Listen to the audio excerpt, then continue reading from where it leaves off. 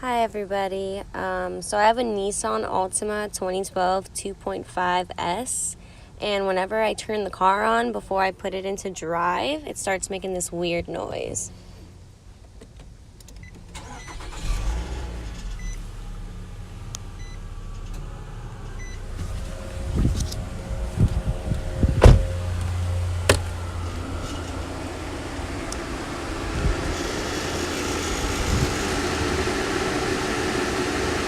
Do you guys think this is normal? I don't know. Help me out.